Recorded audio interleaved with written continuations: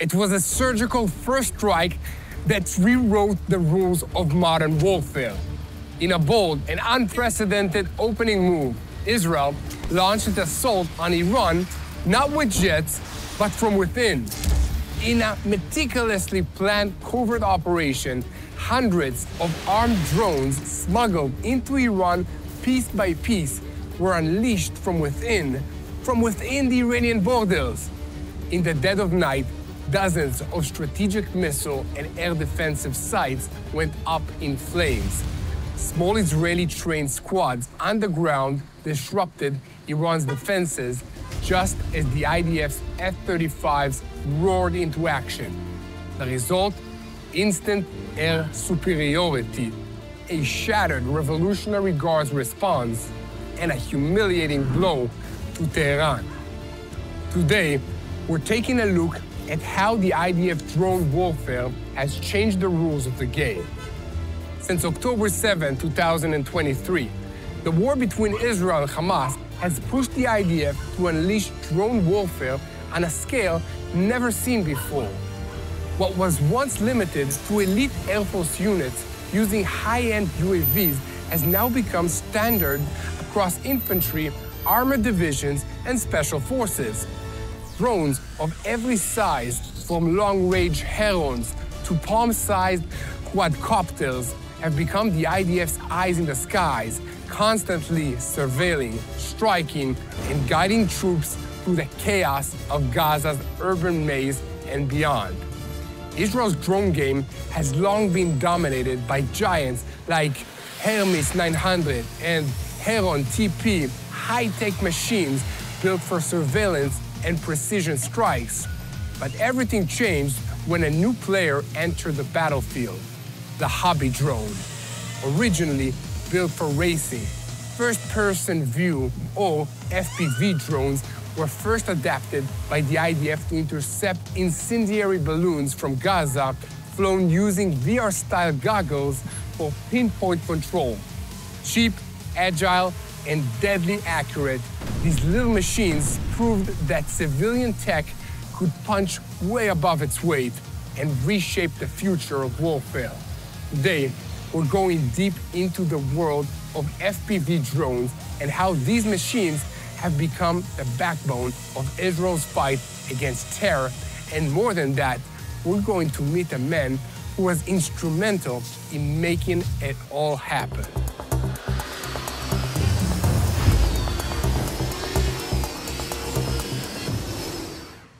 Shalom, Secret Man B. Thank you for coming. You are involved in flying FPV drones in civilian life. Yep. In this war, you take a completely different role. You're part of a unit that is barely talked about, and when it's talked about in a very hush-hush voice of, I can't believe this thing actually exists. Tell us what you've been doing for the last year and a half in this ongoing war. So I will start from the beginning.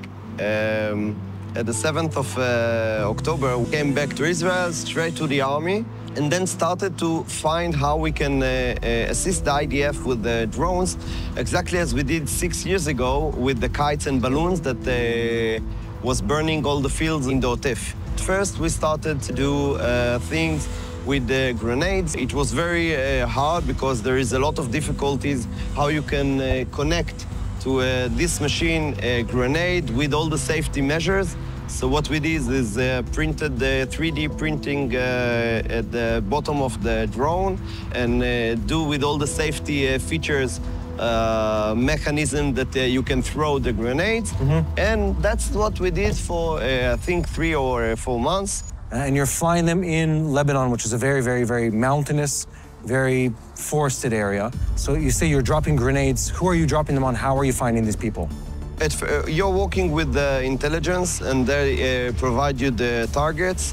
We started with the solar panels on roofs that need to be demolished. If you take an airplane and throw a bomb on a solar panel, it costs a lot of money. And for you, you can do it with 1 grenade, and you give the same value. And the problem is that you must be a professional pilot, and I'm saying pilot because it really is. piloting, because you need to control the reception, you need to control the RC, you need to control the video, and you need to remember the path that you are going, and you have to go back because there is no GPSs. And in the meanwhile, all the jamming of the frequencies that are in the environment are not helping you at all. After a while, we got bored of the grenades, and then we decided that we want to make them suicide.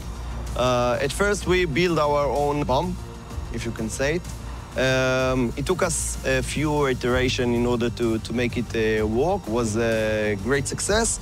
Right those days on the north, the IDF was starting to maneuver in Rafah. We were the second troop, the day 2 of the guys that went into Rafah with one of the elite unit, and we started using which can carry a lot of explosives. So the method was before the foot troops or the vehicle troops are going in, we are coming with the drone, maybe a small one, maybe a big one, depends on the mission, in order to take out snipers or bombs. IEDs. We could see the result immediately because I'm dropping all the time the same amount of explosive. If the explosive is big, so you know that... there was a bomb there. Yeah, it was bomb there. And that was the mission. How big are those bombs? 20 kilos, around. Okay, so that's enough to... To take a floor. I was say level of floor of a building. Yeah, yeah. Maybe a little more. Let's keep it this way. If you're using this drone with those drones, the combination of them, if you're dropping a bomb and then people are running away from the house, then you can take it. You can take them out with these drones. And then the combination of you can close on an area and make sure that no hostiles are intact. But the trick is you're embedded within the units. Yeah. You're not in a command center somewhere, you're out in the field.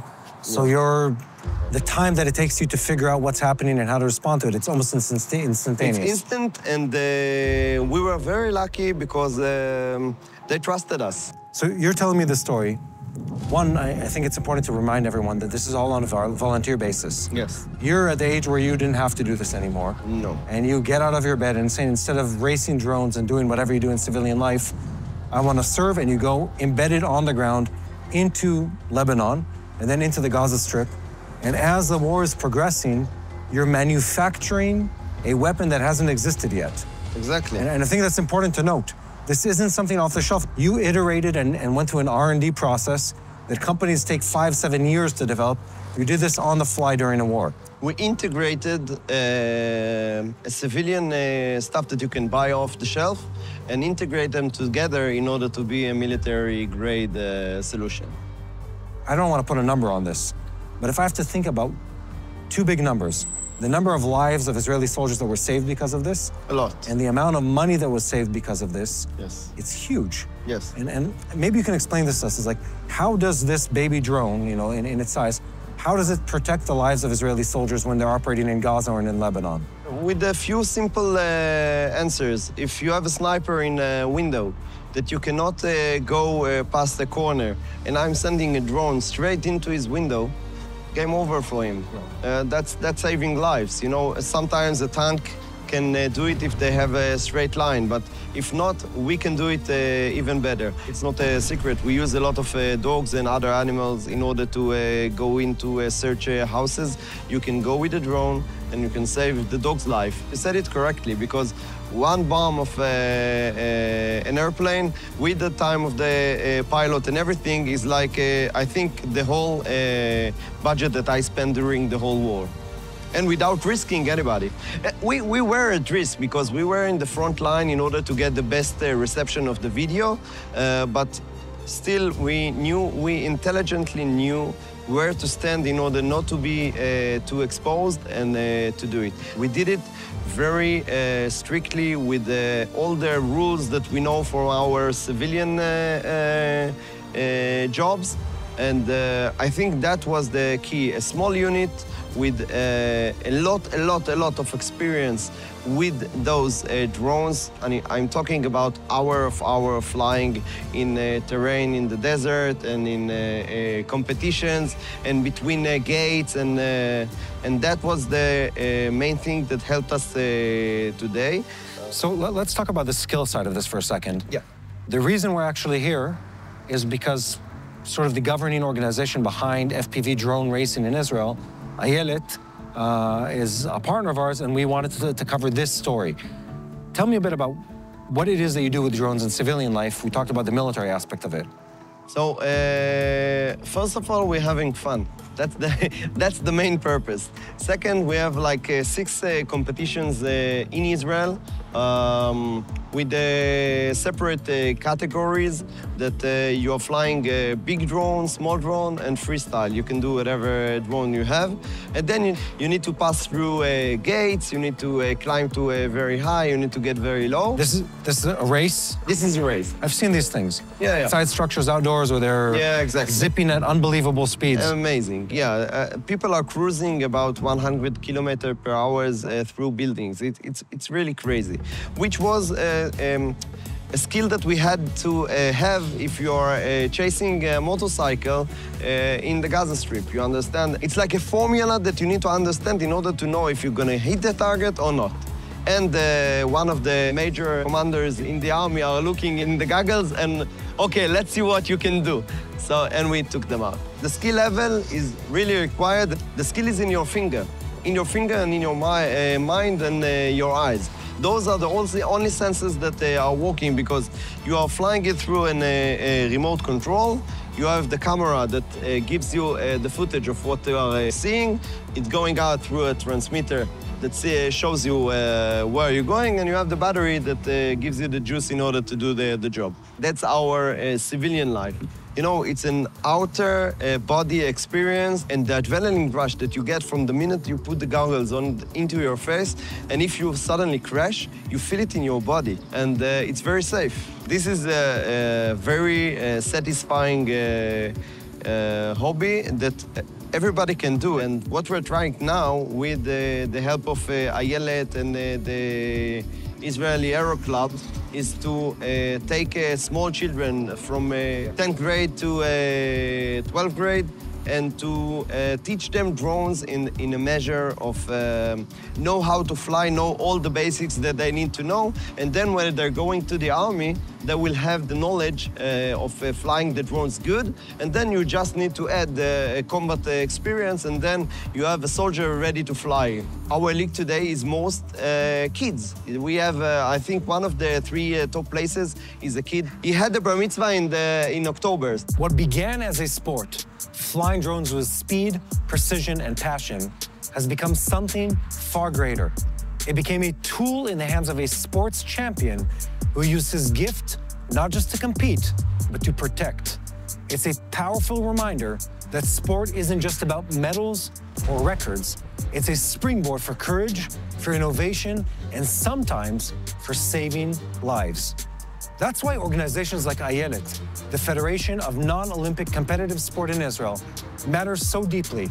They support athletes in disciplines like drone flying, sports that don't always make headlines, but foster the kind of talent, the type of discipline and heart that can change the world. In the face of war, displacement, and rising anti-Israel sentiment on the international stage, these athletes keep showing up for their sport and for their country. And now they need us, they need you to show up for them. By supporting Ayelet, we're investing not just in sports, but in the spirit of Israel, resilient, creative, and unbreakable. Click the link below to stand with our athletes and be part of the story of Israel's strength. Okay, I think it's time to fly some drones. Let's fly? Let's fly. Let's fly. Wow. And let's see how much time will take us to go from the start of the field to the end. Field to the building, okay? 130, 140, 150 kilometers an hour. And just go into the building. That's unbelievable. Are you getting his fingers working on this? That's unbelievable. I'm on your tail. I'm in front of you. When I'm shutting the motors, nobody can tell that I'm coming. Listen. Oh, you're giving no throttle input? No, there is no motor now.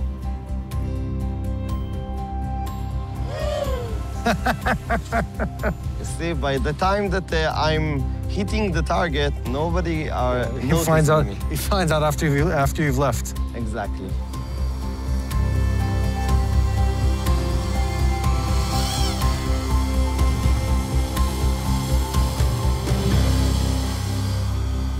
Okay, can you see yourself? I can. It's hard not to be moved by what we've seen today. One man with a passion for flight turned his skill into something that's saving lives. Israel's strength isn't just in its weapons, it's in its people. A champion drone pilot saw a threat, brought his skills to the battlefield, and helped change the way that the IDF fights. That kind of quick thinking, adaptability, and relentless innovation, especially under the pressure of war, is what sets us apart. We may be a small country, but our army is one of the most capable and creative in the world. From cutting-edge technology to brave individuals behind it, the IDF continues to be a force to be reckoned with. Smart, strategic, and always ready.